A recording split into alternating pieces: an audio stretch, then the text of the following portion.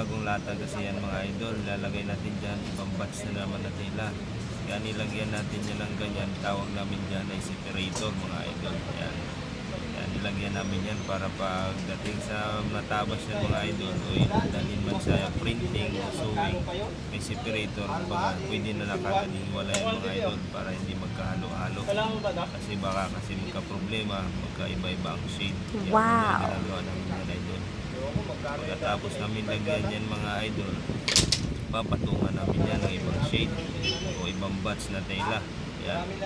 Yan para sigurado hindi magkakaproblema pagdating sa tahi mga idol. Yan. Ayan, gagawin namin dyan mga idol. Lalatagan namin ng panibagong batch yan. Papatong namin dyan. Yan. Yan ang ginagawa namin idol pag iba-ibang batch na yung tela. Yan. Tsaka parang iba ang shade. Kaya ginaganyan namin, nilalagyan namin sa separator. Tawag namin dyan mga idol, separator. Ayan.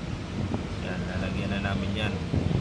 Lalatagan namin yan. Pero hindi namin idiretso yan dyan idol. Dyan lang muna sa gitna para hindi masira pagdating sa dulo yung ibang separator. Yan. Dyan muna tayo. Kalate. Oh my God. Yan. Yan. Dyan muna natin lalagyan. Pag napikila na natin yan doon idol, pag natakpan na yung separator doon sa bungad, yan. Idiretso na natin sa dulo yan. Tapos na. Yan, ganyan. Papatungan natin yan. Yan ang ginagawa namin pag mga iba-iba ng shade o iba-ibang batch ng tela na nilalatag namin mga idol. Yan. Yan o, yan, ganyan. Kailangan kasi yung ganyan mga idol para yan ang problema pagdating sa pag nagtahi na para hindi na magkahalo-halo o mag-upsid-upsid yung kabilang side o back o front o sleeve. Kailangan parehas yan mga idol kasi pantay yan. Yan.